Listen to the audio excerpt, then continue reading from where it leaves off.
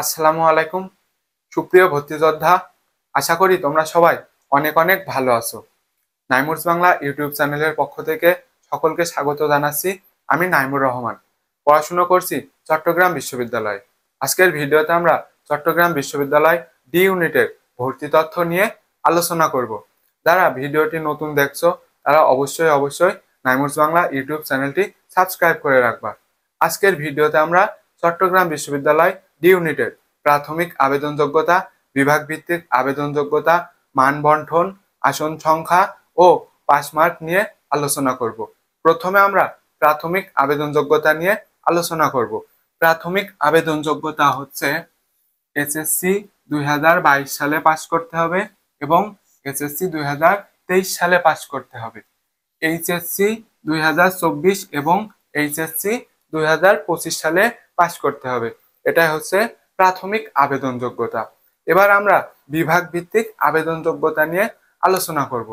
চট্টগ্রাম বিশ্ববিদ্যালয়ের ডি ইউনিটে বিজ্ঞান, ব্যবসায় ও মানবিক বিভাগের স্টুডেন্টরা পরীক্ষা দিতে পারে। এবং বিভাগ ভিত্তিক আবেদন যোগ্যতা বিজ্ঞান, ব্যবসায় ও মানবিক সবার জন্য একই, অর্থাৎ এসএসসি তে ন্যূনতম জিপিএ 3.5 এবং এইচএসসি তে ন্যূনতম জিপিএ 3.5 আর দুইটা মিলিয়ে জিপিএ 8 পেতে হবে। এটাই হচ্ছে বিভাগ ভিত্তিক আবেদন যোগ্যতা। এবার আমরা জিপিএ এর উপর যে মার্ক সেটা নিয়ে আলোচনা করব। জিপিএ এর উপর মার্ক হচ্ছে এইচএসসি আর এইচএসসি মিলিয়ে 10 মার্ক। এটা হচ্ছে জিপিএ এর মার্ক। নেক্সট হচ্ছে মান বন্টন। মান বন্টন চট্টগ্রাম বিশ্ববিদ্যালয়ের ডি ইউনিটে 100টা এমসিকিউ 100 মার্কের পরীক্ষা হয়। 100টা এমসিকিউ 100 মার্কের। দেখো কোন কোন সাবজেক্টের পরীক্ষা হয়: বাংলা, ইংরেজি, বিশ্লেষণ দক্ষতা এবং এটা হচ্ছে অপশনাল, জিকে, হায়ার ম্যাথ, অর্থনীতি। বাংলা 30 মার্ক, ইংরেজি 30 মার্ক, বিশ্লেষণ দক্ষতা 20 মার্ক। বাংলা, ইংরেজি, বিশ্লেষণ দক্ষতা এই তিনটা আবশ্যিক, মানে এই তিনটা মাস্ট তোমাকে দাগাতে হবে। এই তিনটা আবশ্যিক। জিকে, হায়ার ম্যাথ, অর্থনীতি এই তিনটা হচ্ছে অপশনাল। এখন প্রশ্ন হচ্ছে, বিজ্ঞান বিভাগের স্টুডেন্টরা কি শুধু হায়ার ম্যাথ দাগাতে পারবে?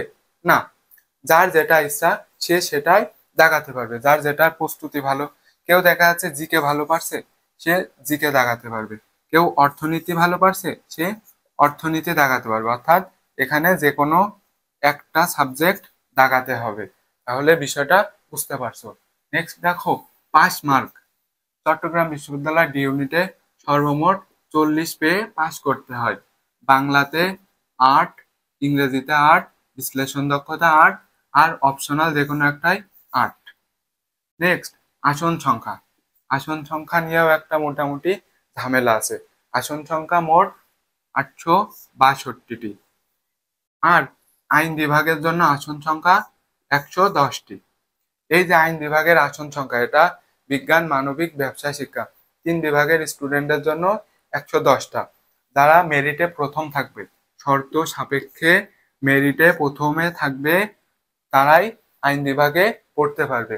এবং দেখো বিজ্ঞান বিভাগের জন্য আইন বাদে 303টা সিট আছে, ব্যবসায় শিক্ষা বিভাগের জন্য 146টা, মানবিক বিভাগের জন্য 303টা। এখন প্রত্যেকটা সাবজেক্ট, অর্থাৎ ধরো একটা সাবজেক্ট অর্থনীতি, এই সাবজেক্টে কি বিভাগ ভিত্তিক আসন সংখ্যা আছে। যেমন অর্থনীতি 110টা সিট আছে, বুঝতে পারছো? অর্থনীতিতে 110টা, তাহলে বিজ্ঞান বিভাগের স্টুডেন্টরা পাবে 55টা, মানবিকের জন্য 33, ব্যবসায় শিক্ষা 22। এরকম প্রত্যেকটা বিভাগ, মানে প্রত্যেকটা সাবজেক্টের বিভাগ ভিত্তিক আসন সংখ্যা আছে। ধন্যবাদ সবাইকে, দেখা হবে আরেকটা ভিডিও নিয়ে।